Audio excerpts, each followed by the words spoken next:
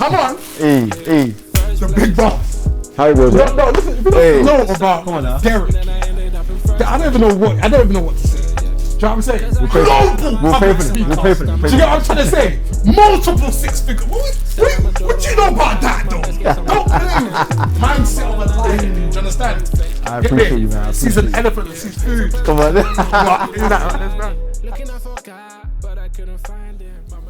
Let's start off light. Okay. Obviously, well, actually, they wouldn't know, but you are one of my go-to contacts. For sure. Especially when my mind is in turmoil and I'm experiencing brain fog, confusion, lack of direction. Yeah. Even how we met, bro. Like it's like I met myself in an older, or maybe not older, much more mature, someone who's done life more than me. Basically, is what I'm trying to say. For sure. And it's like the love that you show me, next to none. Very rare occurrence in my life. I'm talking about in terms of someone who's stuck with me and always been there. I mean, you're married, you have kids, you're running a business, businesses, you're a public speaker. Like even before we shot this, you came from somewhere. I saw on your social media that you were shooting something before that, and then you're going somewhere else. Top of that, you actually give me your time. For sure. And I don't take that for granted, to be honest, at all. So I first of all want to appreciate and tell you that I really love you, bro. Like, thank you for that. I appreciate it. Means a lot. Like, I call you that stupid guys. I literally call this guy at like 1 a.m. sometimes. It's not all the time he picks up, but he always, you know, those people that don't say I'm gonna call you back. He calls back. Like, I mean, a real brotherhood. Do you understand? You, bro. I think this is a question that we've spoken about and I've asked you, but I don't think we've had time because it's always like, I always call you on the go, like, bro, what do you think about this? Or what's your advice for me to do in this situation? But I just want you to start off by, what is your definition of purpose? For the younger Michael Pepper, who was 14, 15, that always had this bundle of energy and always had that inner voice of, you are destined for more. What would your definition of purpose be to that young man? Cool. Before I answer that, I want to say thank you, bro, for inviting me on. I really appreciate you, man. Come on, man. From day one, bro. You already know. Locked in. I appreciate you and all the brothers here as well for having me, and I really count it as an honor to be here as well, and a privilege, man. So I wouldn't miss it for the world. Thank you, bro. For sure, bro. You know, purpose. There's a book, I'm sure you know, Think and Grow Rich. Yeah.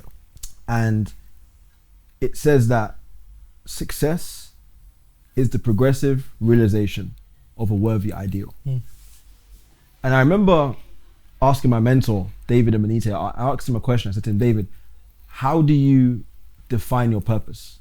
And he said to me that a purpose has to be something that is bigger than you. Completely bigger than you. My goal this year, by the grace of God, is to impact 1 million people. Spiritually, emotionally, physically, socially, economically, psychologically, all the alleys, every single one of them is done. So a purpose is something that, you know, like the purpose-driven life, you have to be driven by a purpose, but it can't just be your own, because we have situations in life, we have families, listen, we have things that we have to deal with in our own lives. But a purpose is something that's beyond money, beyond a material thing. It's people. How many people can we impact?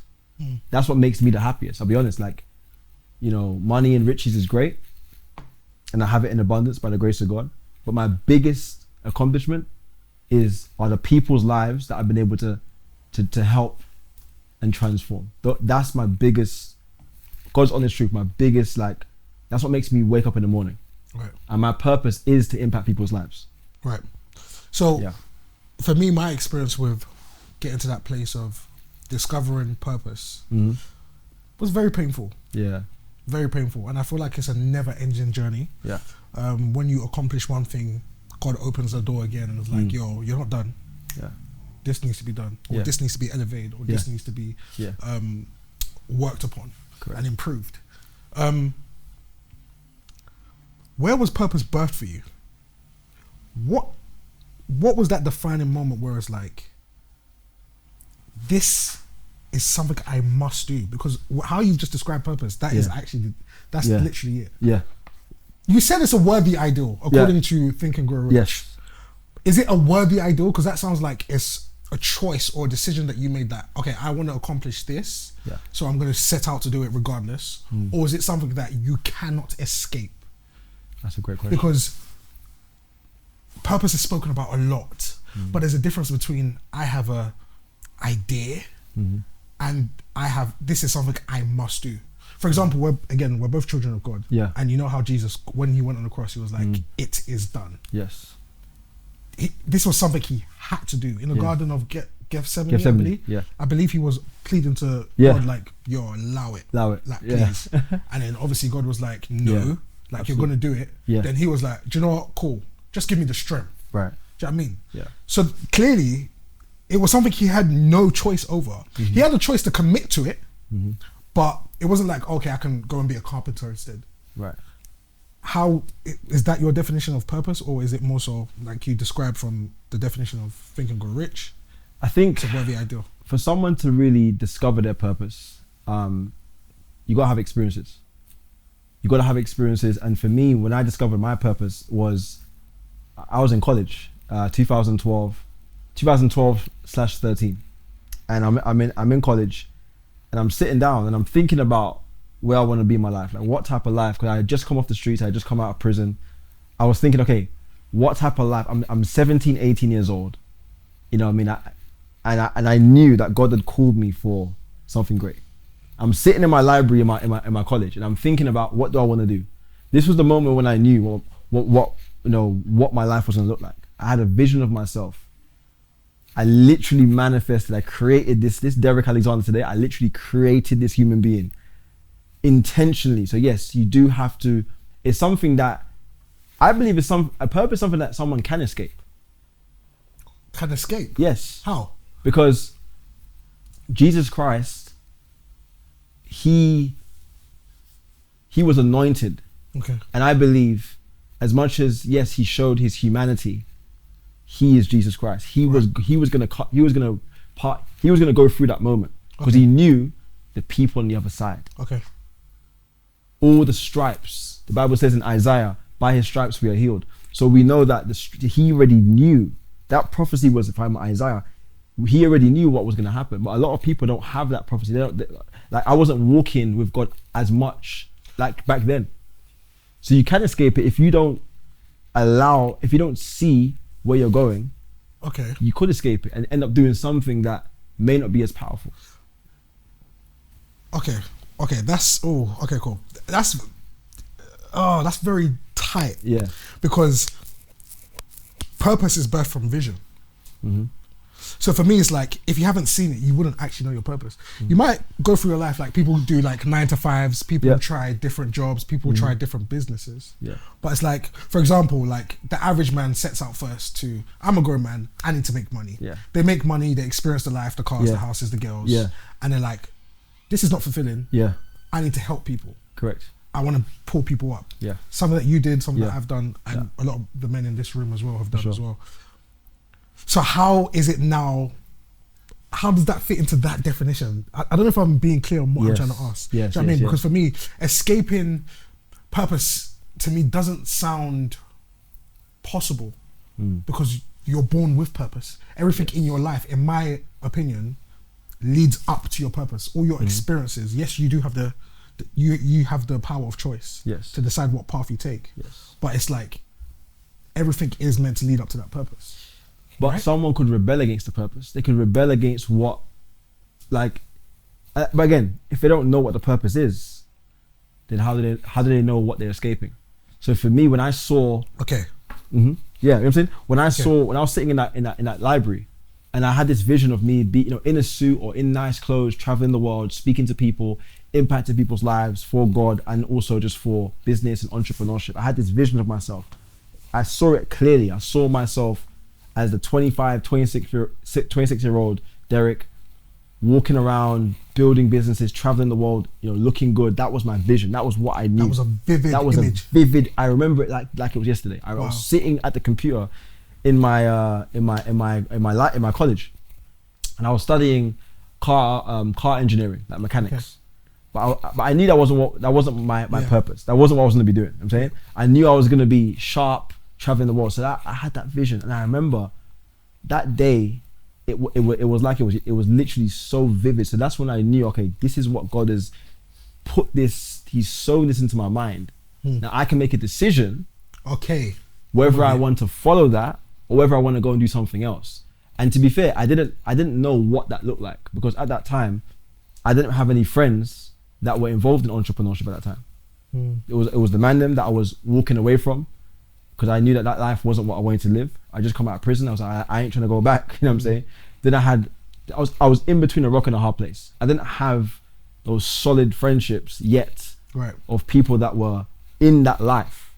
So I had to, as you were saying, I had to do other things. I had to work jobs. I had to network with people, and I worked on myself. And as I'm saying, like, this person that I am today, I literally created this person. It was intentional. Right. The way I talk, the way I dress, the way, you know, even my wife, I manifested exactly the woman that she is. I manifested her. Wow. Yes.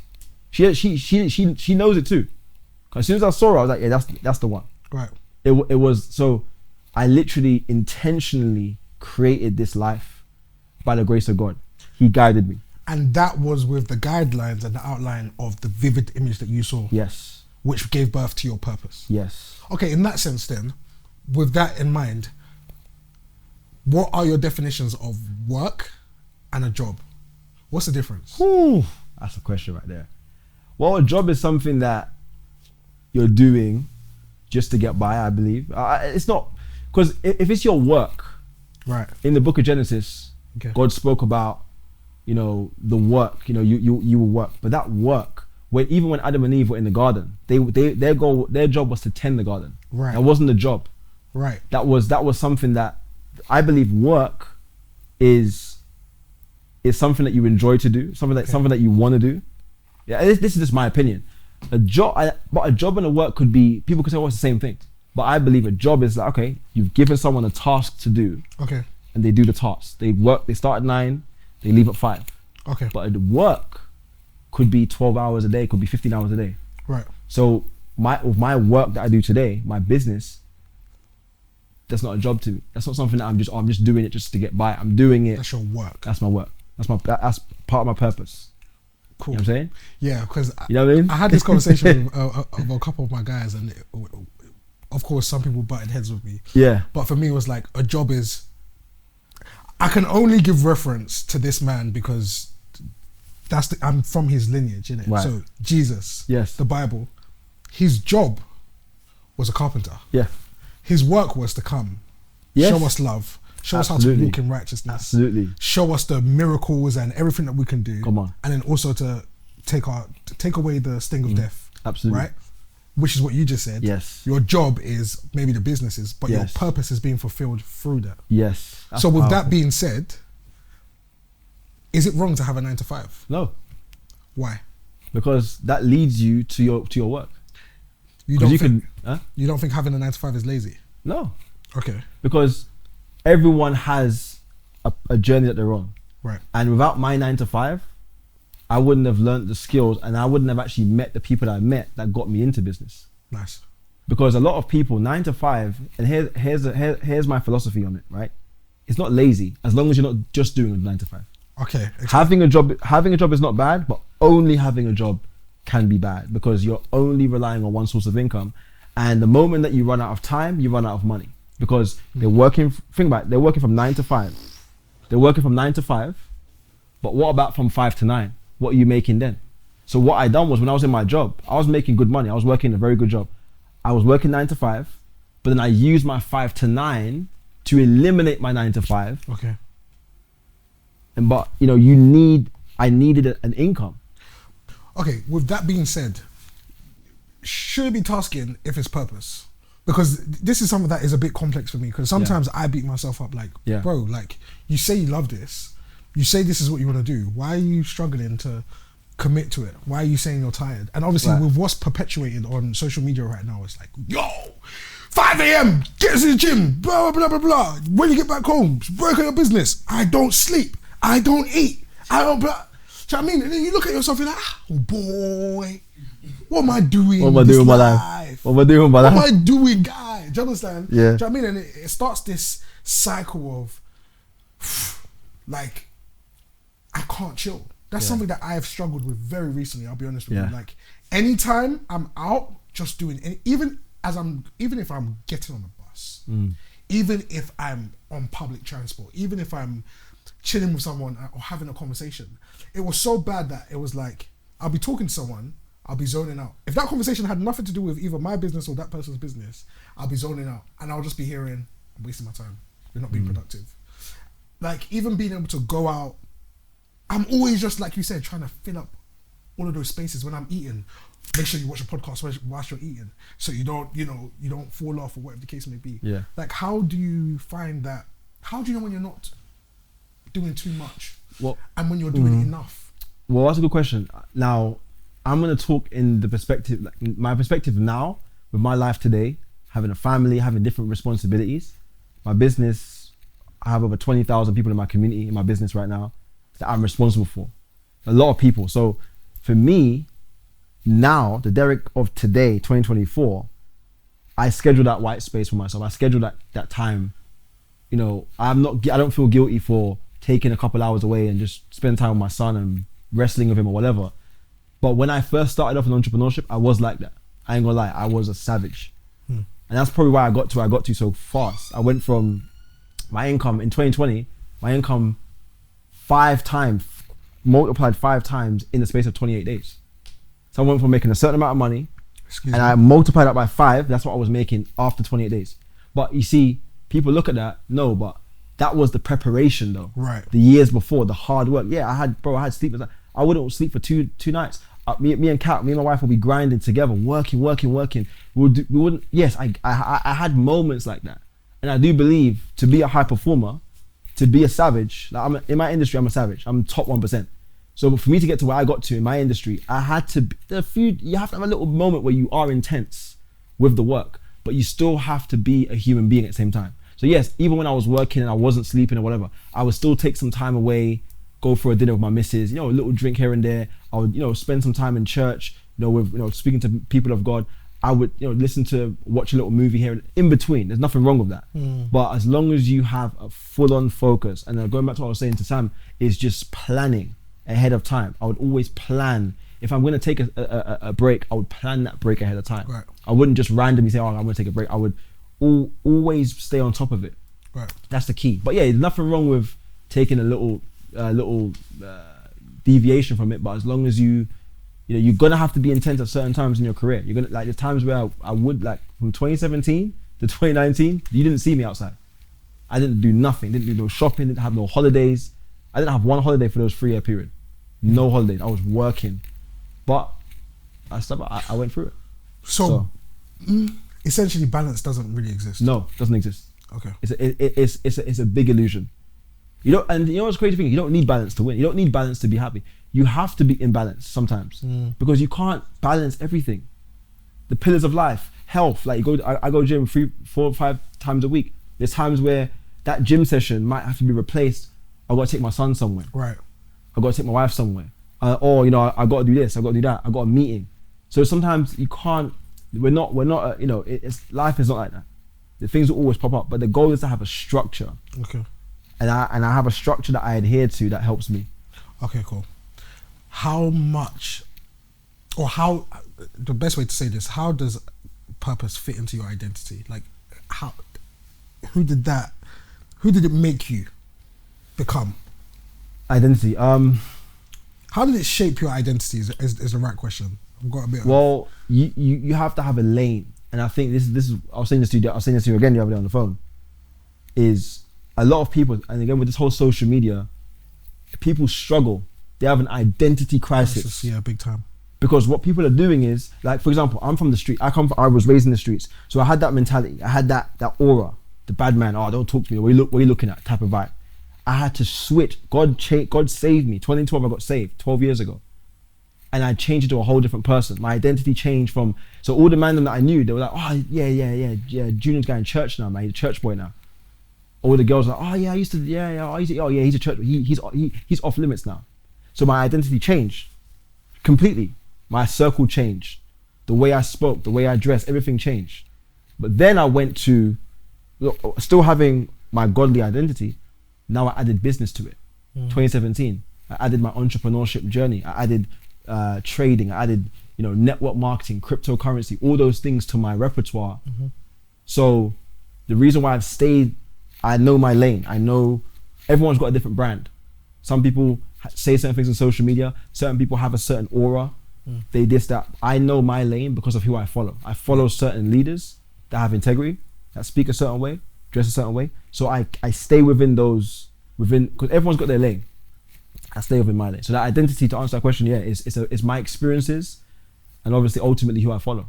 Talking about your experiences, bro, you've had some crazy moments in your life. Like, I would say some rock bottoms, some highs. I don't want us to go into childhood too much right now, but I do want you to explain the challenges that you faced in terms of completely recreating the Derrick that we are seeing today.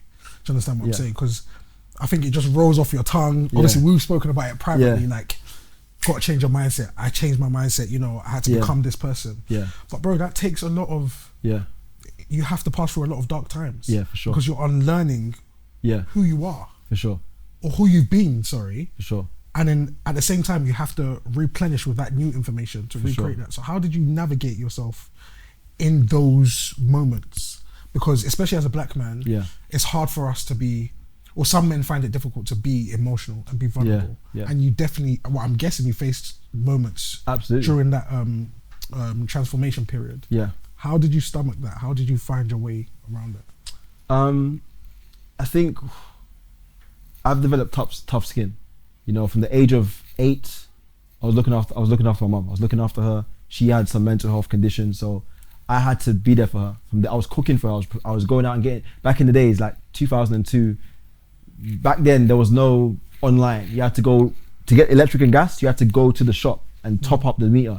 I would go and do that. I would go and shop for her, buy her clothes. Like, so when I grew up, when I got to about 15 years old, I was already, doing some things, and I was making a lot of money at that time. I was making like 5K a month at the age of 15. So I'm, and that's from the streets? From the streets. Okay. So now I'm walking into school, and the teachers are like, why are you wearing that? I'm wearing all the latest designers. At that time, there was like academic, remember academics, tracksuits, Lot 29, Echo, and my days. And I'm getting taxis all back and forth every day. I'm ordering cabs. I'm like, where's this money? I have cash in my. So from young, I developed thick skin because nothing fazed me. I saw people, my friends passing away, going to prison. I got friends that were in prison 2010. They're just coming out this year. So, bro, for me, it was just about, my mentality has always been like a soldier. Like nothing phases me. Like I have something called the 24-hour rule. If I go through a situation, doesn't matter how hard it is, I've trained my mentality. Do not cry about it after 24 hours. Obviously, if it's something extreme, like something really extreme, it might take longer. But if it's not gonna worry me in 5 years, don't worry 5 minutes thinking about it. Now again, that's a quote that I heard years ago. I'm not gonna go to that extreme. I'm gonna say a day, 24 hours. And so my mentality is, how have I been able to navigate through the hard times? Well, the hard times made me stronger. Hard times make strong men. Easy times make weak men. So with that being said, what is your experience and your relationship with vulnerability and your emotions? Like, how do you deal with your emotions? Okay. Do you understand? Because that just sounds like yo, like I don't cry, I don't do this, I don't. So having said that, even though I do believe in 24-hour rule, but I also am very vulnerable. I believe in therapy. I have a therapist. One of the top therapists in this country. Actually, she looks after some of the biggest, influencers that we all know. Wow. Footballers. She's top class. She ain't cheap either. Top tier. She looks after me in terms of my mentality, because I've got a lot of people. I'm 20,000 people. I've got organizations that come to me for advice. I've got leaders, business leaders that come to me. I've got family. I'm raising a son. There's so many things that I have to deal with on a day-to-day basis. I have so much that people pour onto me. Right. So my cup has to be always filled. So I'm vulnerable. I cry. I I let those emotions go. I'm very vulnerable to my wife, and I got a small circle of close friends like yourself. You're in that circle, people that I can call and say, bro, this is what I'm going through. So yeah, I have a side. I have that side where I'm 24-hour rule. But having said that, even after the 24 hours, I take time to heal. Right. What I mean by 24-hour rule is I don't allow that situation to mess me up after 24 hours. Okay. I give myself 24 hours to be extremely upset, and after that I'm like, okay, cool. I know I might still be upset when I wake up in the morning, but let me try and heal through the situation. So yeah, I'm very vulnerable. I'm open with my people. And over time, I have had to learn how to be vulnerable, because when a man holds his emotions too much without communicating, that's why it's called depression. Right. Depression or suppress. Your emotions are suppressed. When emotions are suppressed, it becomes depression.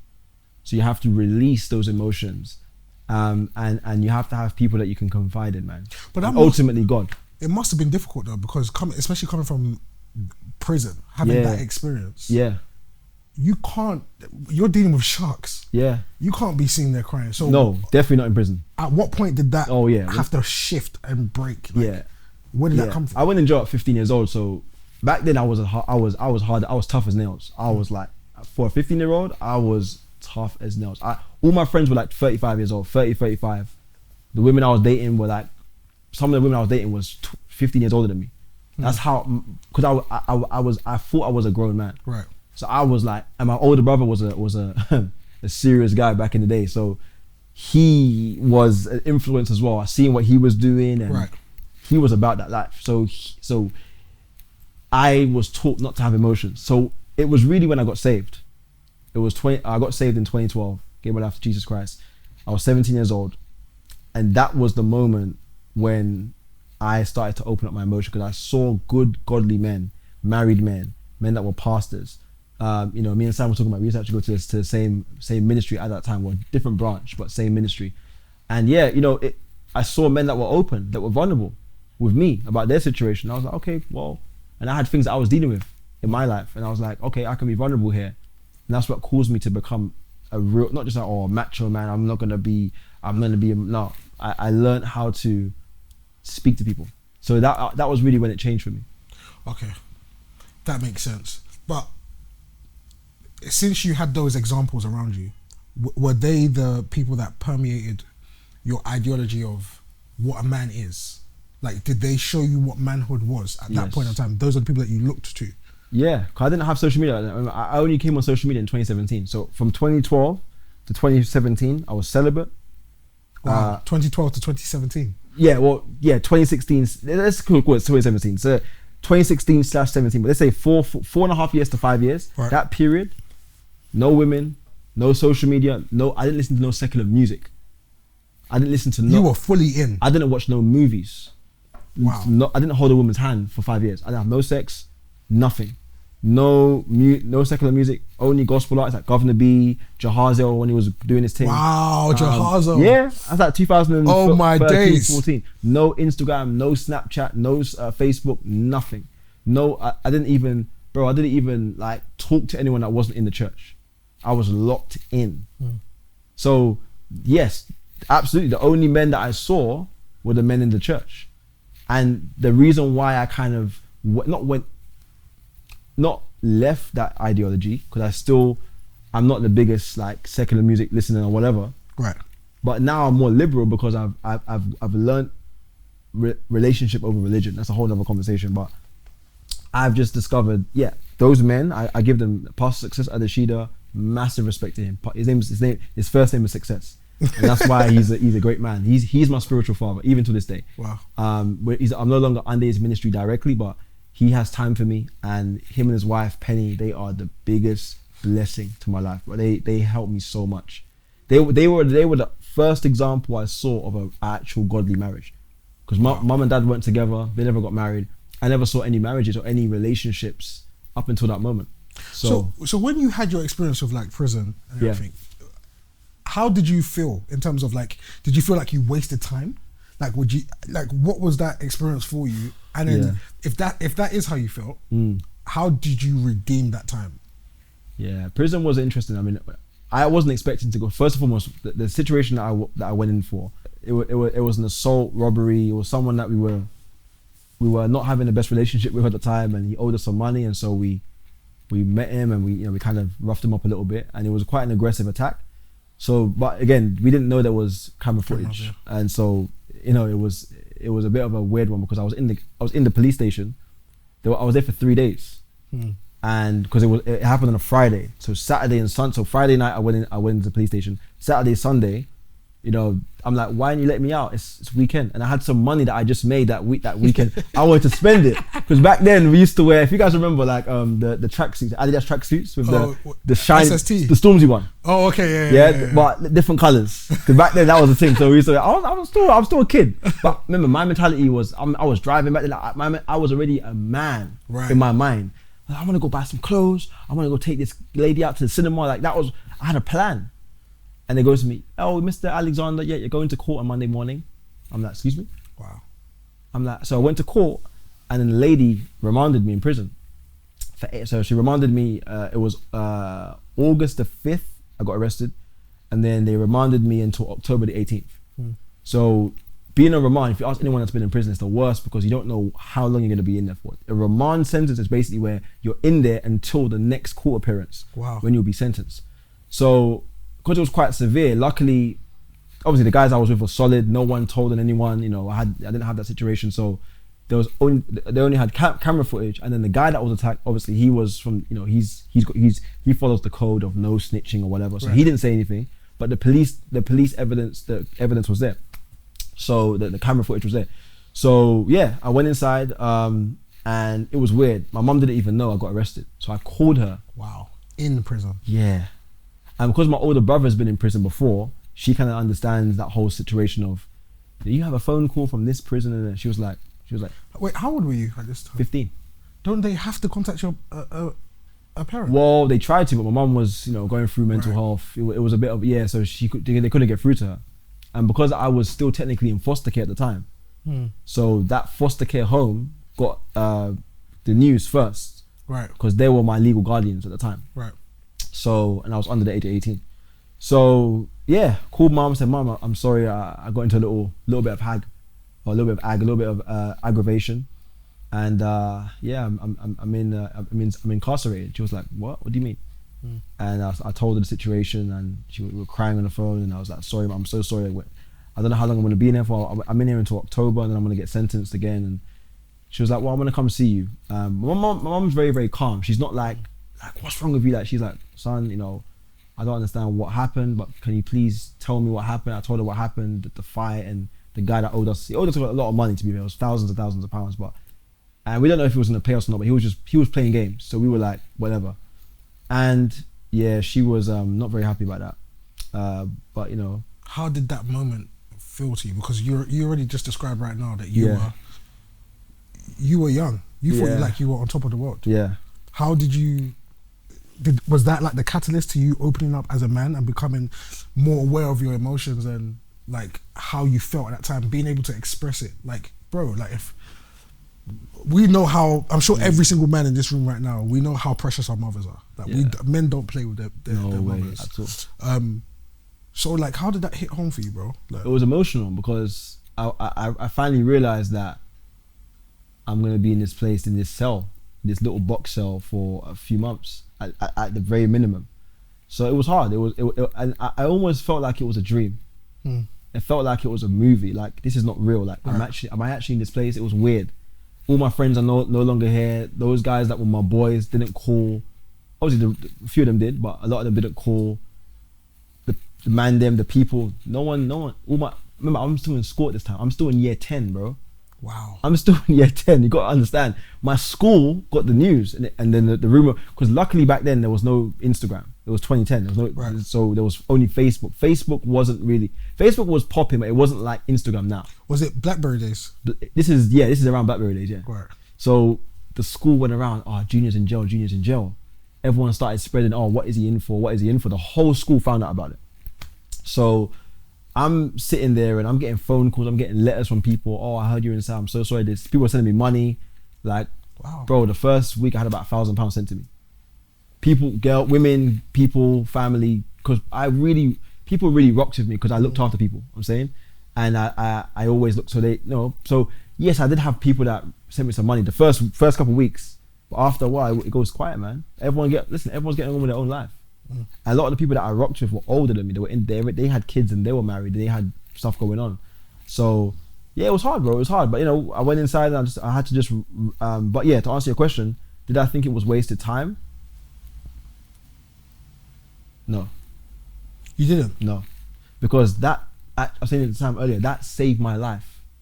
Had I not went inside, right, I probably would have been like my brothers who are no longer here.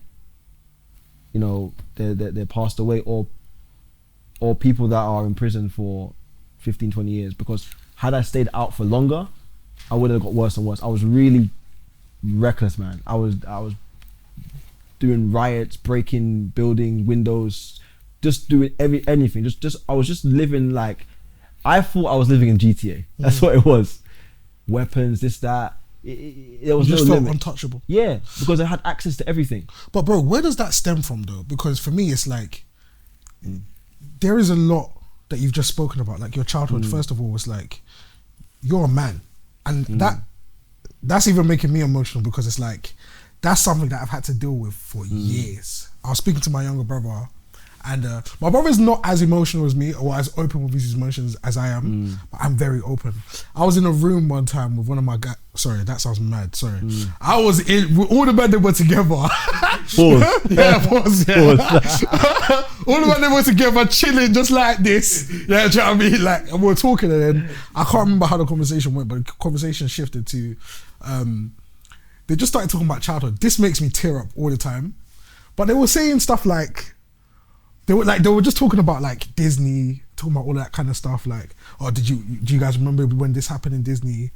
And then it came to me, and it's like, I don't know what happened in that moment, but it's like you could literally hear a pin drop. And it was like, oh, like, do you know this Marvel movie, or have you watched this? And I'll say no.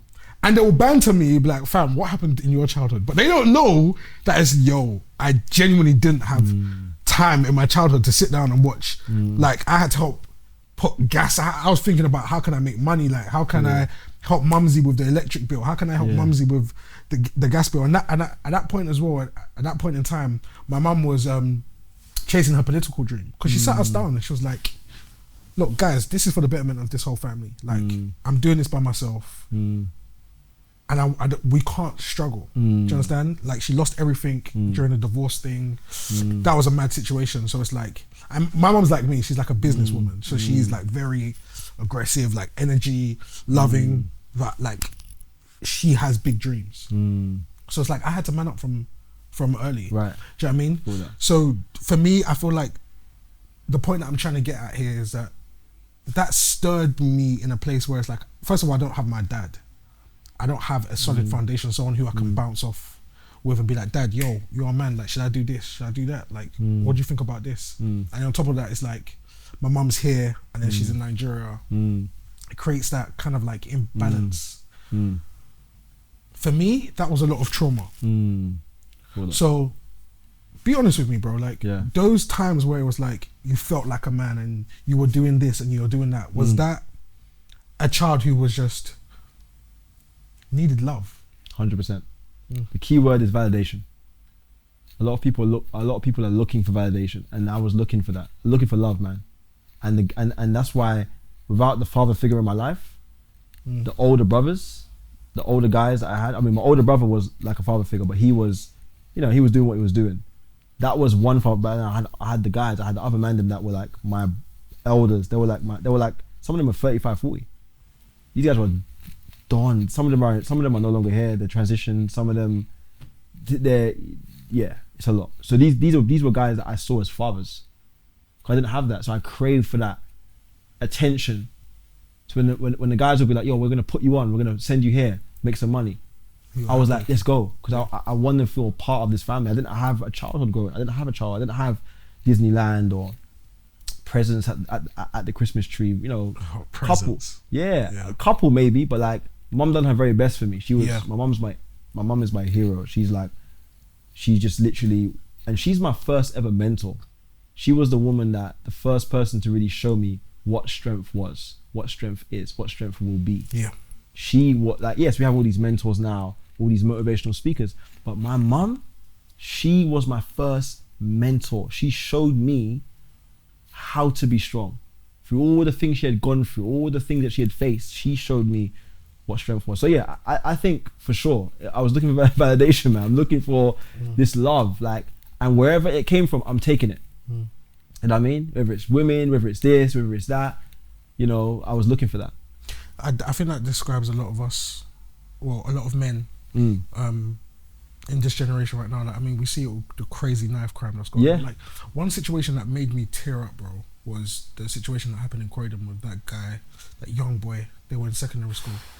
Didn't hear about it.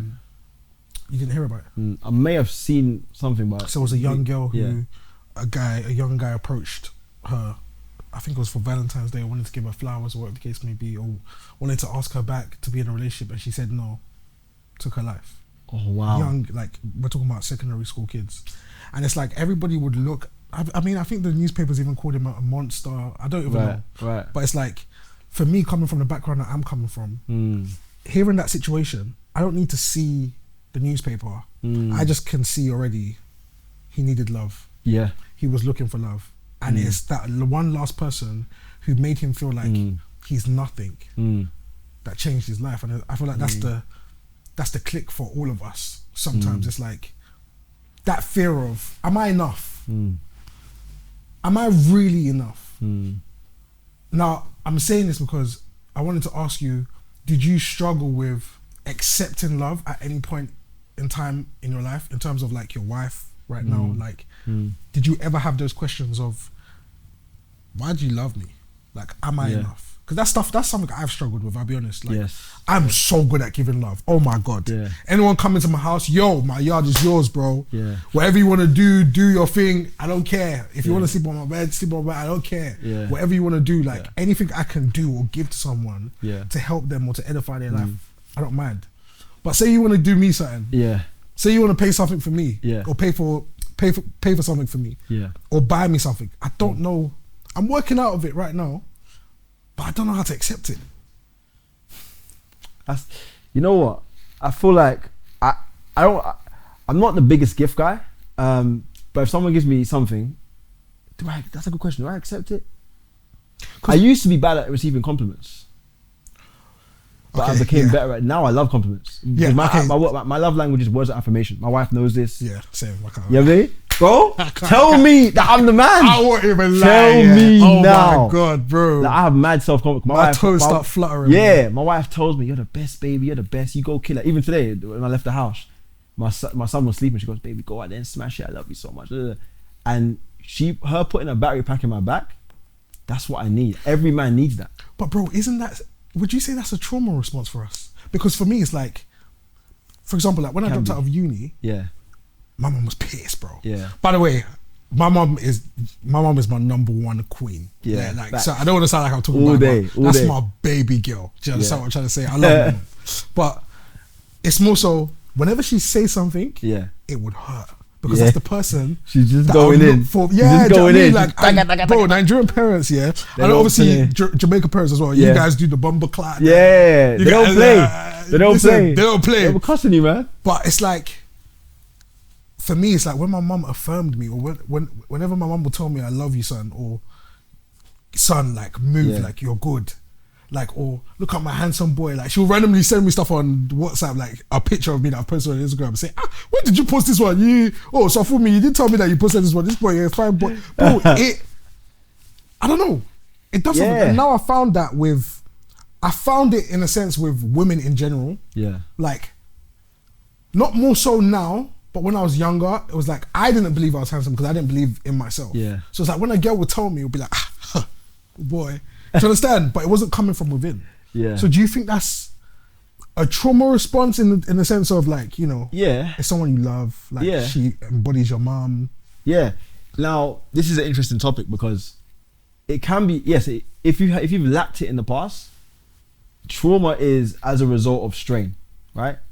So if you're emotionally strained because I don't have no one telling me I'm good, like I have no one telling me that I'm the man or whatever, and you start to receive that, it is a trauma response, but it can turn out to be a positive thing because it now makes you, it's now what makes you tick. Everybody has a love language. right? So when it comes to men and women in relationships, a lot of guys, they look for a woman that has qualities that their mother has. Yeah. Right?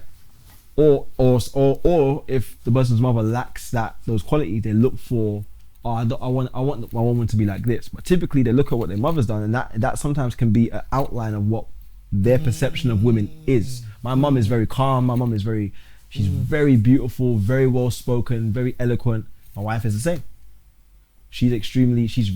My wife is a bit more fiery than my mum. Definitely, she's Jamaican for sure. My mom's Dominican, but.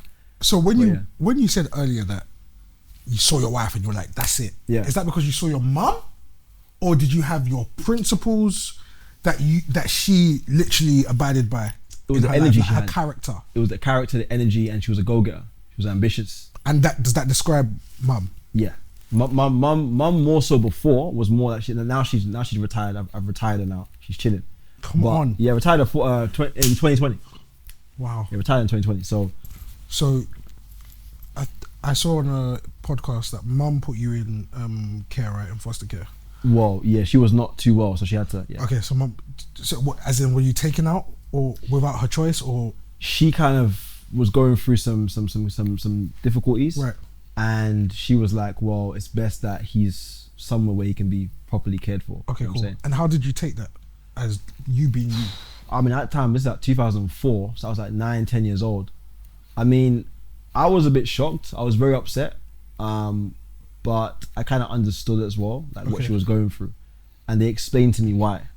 So I didn't see my mom for like 3 years. So I didn't see her from 2004 to 2007. I never saw her once. There's 3 years not seeing my mum. It was hard.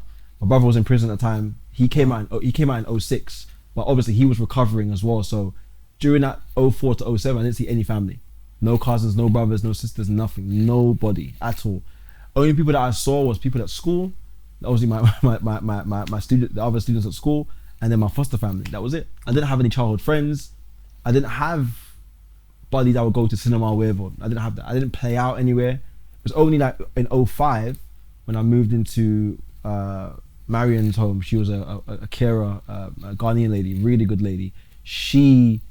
That's when I met, like Jay Huss. We grew up together like through loosely, not like good friends, but like kind of same area. So I saw a lot of people like Chuba Akpom, so I saw a lot of guys that are now big now, seeing them when they were younger. Crazy. That's when I saw the glow up of these people. You know what I'm saying? Certain footballers, celebrities, influencers that came up now. So yes, I've seen, that was where my childhood really began, I would say. When I started to see these people do the music thing. Like even like I've seen Young Bane. I know Young Bane from 2008-9. Wow. We went to school not far from me, and I seen him blow up and do his thing. So I saw people transform, and that's when I realized, okay, I can be somebody. Right. So they were like your inspirations at that time. Yeah, for sure. Okay, that's crazy. How did you? I don't know how I'll take it, knowing that, like, yes, obviously I understand the circumstances. Yeah. I don't know how I'll take knowing that my mum put me in foster care. That must have taken a lot of forgiveness. Well, I don't know. Explore that with me, because it's like you sound the way you describe the way you were at that time, which I know could be as a catalyst to trauma, because I feel like trauma does mature you quite quick. Yeah. But you sound very mature for you to say like you understood the circumstances and all that stuff. And obviously at that time as well, you were also, providing, putting food on the table, helping to put food on the table, gas and all that kind of stuff. Was there a part of you that went through like a hate period where you had to like forgive her? No, never. Wow. My mum is never had in my life, never had 1 inch of resentment towards her in any way, not even a centimeter, because I knew what she was going through, and I knew what my dad put her through, what my brother's dad put her through. Right. And so I understood. It was just a grace on my life. I just knew that it wasn't her fault.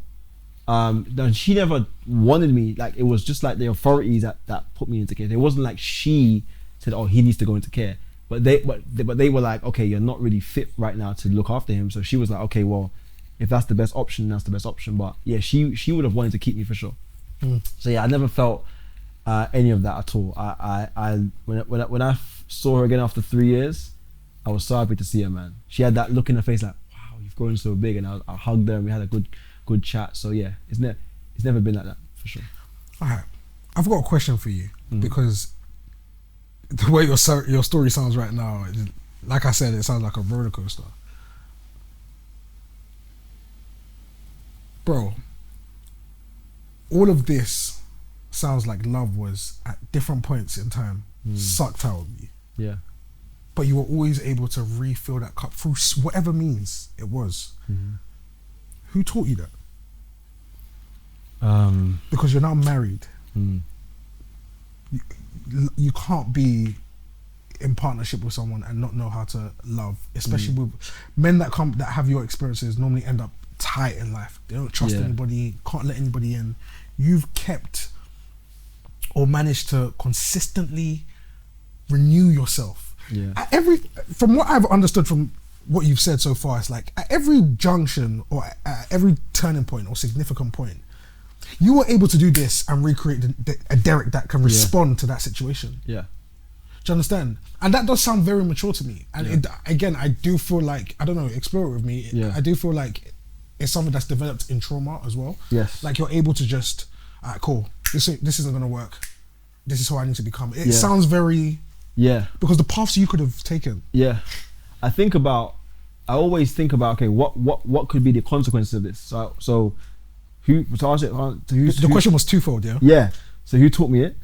So who taught you, how did you learn love? What was your definition of love? Compared to now? And then, who taught you? I think definitely being in that church, that's why I give them a lot of credit. They seeing people for the first time away from the life I had been living, seeing genuine people that cared about me, that showed me what love was. They showed the love of God. And they showed me like, you can come as you are. Obviously there's controversies in every ministry, quote unquote, but from what I experienced with my first pastor, he showed me true, he was like a father to me and still is. I still call him all the time and we catch up. We actually met up a few months ago. So that was where I would say Pastor Success showed me. He was my blueprint for manhood life, for a good, from 2012 to 2016 when he left that church and went to another church because he had to take over another church because he was like a leadership pastor. So it was him. And in terms of how I've been able to pivot, it's always just been realizing that time is of the essence. If something's got to happen, if I'm not happy in a certain situation, I'm not going to look at the short term, I'm going to look at the long term picture. So when I actually went into business, it was a tough move because a lot of people in the church at the time were against it. They were like, oh, you're going to put money before God, you're going to do this, you're going to do that, I see you already changing, you're wearing all these suits, you're wearing all these watches. But I had been doing that from when I was young. Ain't no difference. I've been getting money from when I was 15, 14 years old. I've been doing that. So it wasn't like, I'm brand new. Rip me out the plastic. No, I'm not. I've already been out the plastic from when I was 14, 13 years old. So their perspective was, oh, you're putting money. No, I was never gonna do that. I was always gonna put God first. So I had to pivot. And when I started doing business, people were against it. Right. But what I started to do, that same ministry that ostracized me, I gave back to them. I actually put random anonymous offerings in the online banking because I put a couple racks in there. So you guys are watching this. Pastor said, Jesus. You guys are if you guys are watching this, you might see a couple 5-figure checks, and that's me. I put because even though I get it, but they didn't understand my journey. They thought I was in a backslide. No way. God is my all in all. Yes, sir. So I put a couple months ago, I put a good young 5 figures in there. And so, but it's not because I didn't put my name on purpose, because I don't want them to think, oh yeah, I'm making a point. No, I'm just letting people realize that God is the source. Right. He's carried me. Whenever I pray and I say, God, please, every morning I say, God, just anoint me today. Give me the grace to get through this day. Give me the power. He does it. So that's all it is, bro. It's just being around the right people, past success, and obviously, bro, another thing, studying. I don't read a lot of books, as I told you. I read a few books a lot of times, and I just focus on listen. A lot of guys, they wanna, I want this girl. Like, there's a guy I was speaking to the other day, and he showed me a picture of this young lady he wants to date, and she is like top tier. He goes, bro, I want this girl so bad. I said, bro, how much are you making right now? Like, what is your life right now? Because you can't, listen, my woman's top tier. My wife is top tier, bro. Right. I wouldn't have been able to attract her into my life if I wasn't someone that was on my stuff. I told guys, if you want to attract the woman of your dreams, you want to attract the friendships of your dreams, you want to have the business of your dreams, you want to have the house, live in Canary Wharf like me. You want to, I'm joking. No, bro. You want to drive what I drive. Listen, you have to become that person. You have to literally work on you. A lot of guys are focusing on, I want to get this now. If you want to get her, you got to work on you first. Right. Because these people out here, like, listen, you got to work on you. I tell guys, work on yourself first and everything will be attracted to you. Mm-hmm. That's what I done. Yeah, 100%. I worked on me. That's what I always do. I started wearing tailored suits. My wife was like, because my wife, she like people were intimidated. The guys wouldn't move to her. They were intimidated by her because she's powerful, bro. She's like, all right. Your son is a very lucky boy. I appreciate it, bro. Extremely lucky boy. Your life experiences. Yeah. What lessons are you gonna make sure you teach him? Which ones do you think are significant? Because I feel like this is a conversation I had as well with somebody else, and I was like, I don't feel like it's every lesson that they need because we've done the dirt. Yeah, we've done the groundwork. Of course. So it's like they don't really need to know that. But what lessons do you think you will make sure you embed in his mind? Definitely his associations. Who he spends time around. That's very important.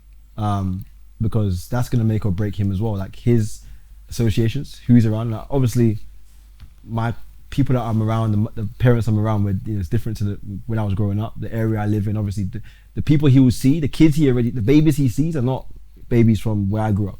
These are like people. The parents are lawyers, bankers. So he's already in an environment where he's gonna see a certain type of life, and he's experiencing things from me and my wife already that he knows. Okay, this is what it is. But the second thing number one really should be to put God first and to know his word. I'm not saying he has to be a pastor, but just understand these principles, because this Bible here is what's changed my life. Wow. So that's it. So put God first, number one. Number two, have the right associations. And number three, I would just say is I'm gonna give him the freedom of choice. He doesn't have to do the business that I'm doing. He's already gonna walk into millions of dollars, millions of pounds by the time he's 18. Yes. But I want him to discover what he wants to do and find his route. Whether he wants to be a football player. I've got Arsenal, Man United scouts that I know in my back pocket. I can call them right now and say, hey, me, I can still, bro. Not Arsenal, I'm a Man United fan. I'm a Man United fan, bro. Come on, man. Van der Sar and that. Van der Sar and that, yeah. But obviously, I want him to do what he wants to do. I mean, I want him to be healthy, I want him to be fit. But yeah, that's the most important thing. Put God first and have the right people around you. All right, cool. Yeah. Derrick! Yes, sir. What does empowerment for the next generation of men look like to you? That's a good question. Empowerment for the next generation. I see it as we're obviously living in a social media age. Okay. So social media will be a big part of that. Using platforms to leverage brand deals, sponsorships. It's easier for a man now to make money than ever before. There's no excuse. Listen, 6 figures is the new 5 figures, in my opinion. It's like, when you get to 6 figures, you're going to want to go 7. I cannot wait to hit 7 figures a year because 6 figures is light. It's too small. But obviously, I've expanded my mind to get to that point. 7 figures is the new 6 figures. Because you got kids making, what's this guy? The guy, Aiden Ross. Yeah.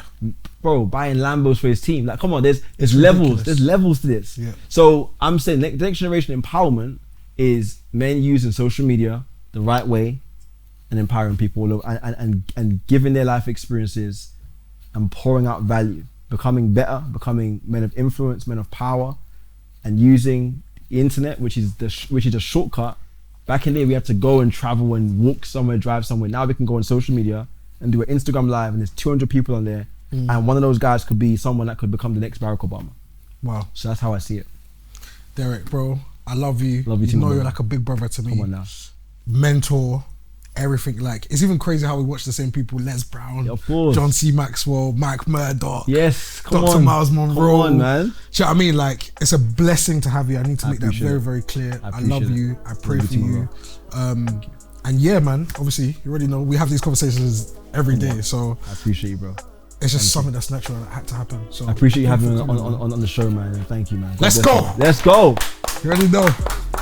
Come on, man. Jeez. Bro. Come on, man. I want to explain the whole 6-figure thing, like in terms of, because you're just saying 6 figures. Bro, like, this is, do you really mean 6 figures, bro? That's what I'm saying. Like, there's a couple of 6 figures guys in this. Well, I think 7, but it's calm in it. But you're saying it like it's the money.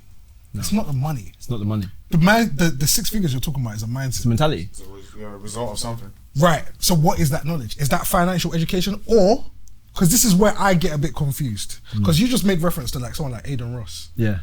Would you say he's in purpose? Because it gets conflicting. For his, if he loves what he's doing, if he loves what he's doing, it is. Is that the definition of purpose, though? He's young though. He might discover something. He might remember like some people go into different things over time. Okay. So you might end up being, I don't know, a rapper. You might end up being a public speaker. You just don't know.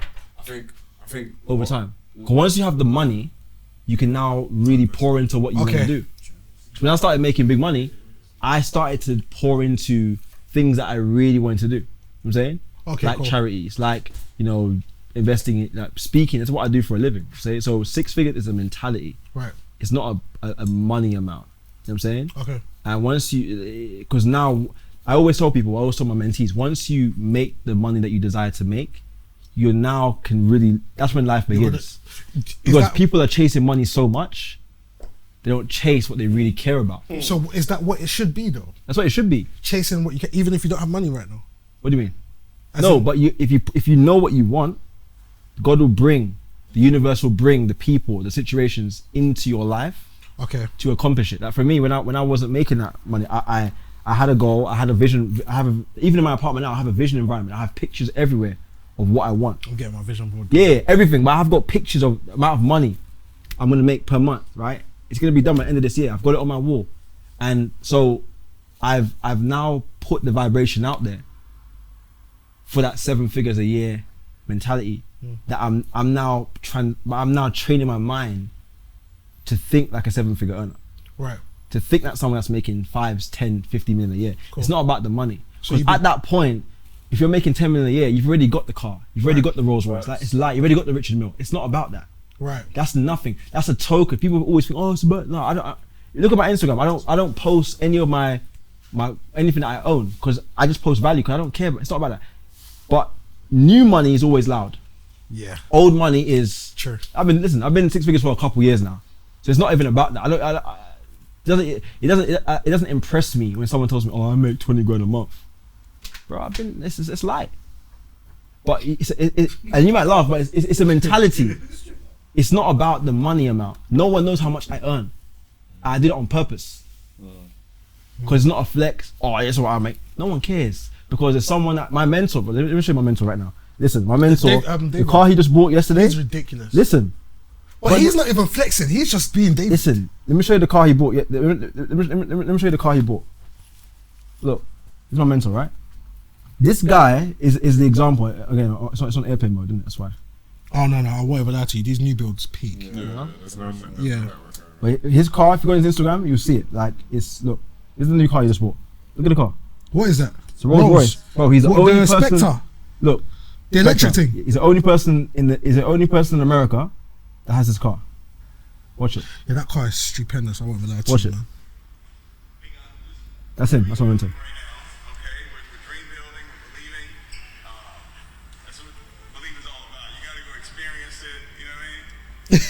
No. Oh, but when you have money here, you just talk. He's Nigerian as well. Oh, of course. He makes $1 million a month. And he's coming to London next week. It can't be about money. Look at the car. Look at the car. He doesn't care about this. I'm telling you. Look at the inside of it. So, but when I talk to him, we spent time together, and he says to me, it's not about the money. It's about the mentality. He doesn't need this. This is just a token of what he. It's about the mentality, and it's about attracting the right people into your life. So I don't focus on 7 figures. It's a mentality. Right. Because if you have that type of income, you can now do more with that money. I've got a question. So would you say that even though can you recognize people that have that 7-figure mentality even without having those 7 figures, and would you even see as though you're on your trajectory to meet people that could even get you to that 7 figures without having that 7 figures? Yes. What, so like a mentor? No, not like a mentor. So like, let's say he sees you now, and it's like, me investing in Michael can't even get me that. Okay, yeah. Do you get my point? I don't look at it like that. I can answer the first part of the question, which is, can you, like, if you can always tell someone's vibration by the words they speak. So you'll never hear me say any disempowering words. You'll never hear me say I'm tired. You'll never hear me say I might say, no, I have conversations where I say, oh, I'm feeling like this today. But even when I do that, I always, in my mind, I'm like, okay, I've got to say something empowering to diffuse. Because listen, we're human beings. I want to say, we have situations, we have arguments with people, but the goal is to always come back, repent, not just to God, but to ourselves, and say, you know what, let me diffuse that what I said. So you can tell when someone has that by the goals. Now, when you ask me what my goal was, what did I say? I said I want to impact a million people. Lives, yeah. I didn't mention £1 million. Because if I impact 1 million people's lives, what's going to happen? I'm going to be a millionaire. The greatest in the kingdom will serve. Yes, I serve people. I don't listen. I've never. Yes. For me, That's what. That's good. telling my partner, like, you need to invest in people, whatever you want, like you just said. I've never ever chased. With wisdom, though. Listen. I've never ever chased a dollar amount in my career. 7 years in business, never have. I have a side of my wall. I'm gonna make a certain amount, but that is as a result of the people I've impacted. So that's what I care about. I've got people like I'm helping right now. I'm coaching. Those people, I'm pouring everything into them, because they will bring me to that level. But I'm not chasing just the money. I'm chasing the people that bring that income. You know what I'm saying? People business, man. Who would you say is a great example of that in the world right now? I'll say Elon Musk. Helping Actually, people. Even bigger. Mr. Beast. Yeah, I think someone that I What's the question? helping An people. example. You've got Tony Robbins. He's probably someone I would say he's like the #1 motivational speaker in the world. I mean, alongside Eric Thomas and those guys and Les Brown, Tony Robbins is great because he helps people a lot with charities. He impacts people. He has big events, 20,000 people every 3-4 months. That's impact. UK. No, all over the world. He's from America. Yeah, He's got one in Germany in September. So I don't even mind pulling up to that. yeah, we're gonna go. I even saw that you saw Les Brown up front in one of your captions. I did not know that. Yeah, I met Les Brown in Vegas a couple years ago. Flipping out. I'd love to meet him. And Grant Cardone. These guys, if you see them, Grant is a shark. If you see them, they're not flat because they've been there. They've done it. Now the purpose is people. I was saying, new money. If you want to see someone that has new money, look at their Instagram. Oh, I got this watch. I got this car. Listen, that's nonsense. Don't get me wrong, David. He is a GOAT, bro. David is like the Jay-Z in my industry. He can do that because he's made over 100 million in his career, but before the age of 40. He's so rich that it's not even about flexing. It's just about I'm inspiring. Right. You know what I'm saying? Because how much can you actually buy? If you just made your first 6 figures, you can inspire, but you have to be someone that has done it for a couple years consecutively is when you consider it verified. Right. Because I've made it, lost it. Yeah. Made it, lost it. I lost everything twice. So it's the person who can sustain it is who you should look build to. it back. Right. Because you can do it one time and it could be luck. Yeah. You can make one hit song. True, you know. True. That's why Wizkid, I love Wizkid because he's done it back to back. Yeah. Listen, David and Bernard are my boys.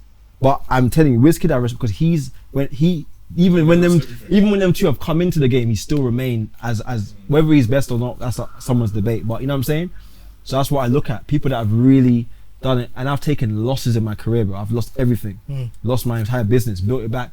That's when I knew that it's more than just the money, it's the mentality. Yeah. Because if I was just a 6-figure guy with just the money, and I didn't have the mentality, I would have lost it and then finessed. I believe that. You know what I mean? You have no drive to do it. You have the drive to do it again.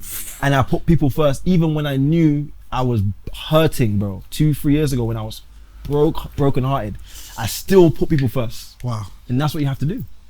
Bro, appreciate it, man. I'm not gonna lie to you, bro. You're welcome, my brother. Anytime, man. Anytime. I appreciate you guys. Mentality, man. Alright, listen, big Derrick in the building. Come You on already now. know. Go on. We got the Appreciate you, man. whole team in the building. Thank you, You already man. know. Appreciate you. Pepper Talks. Thank you so much. Yeah, man. Appreciate you so much. Appreciate you, bro. Thank you so much.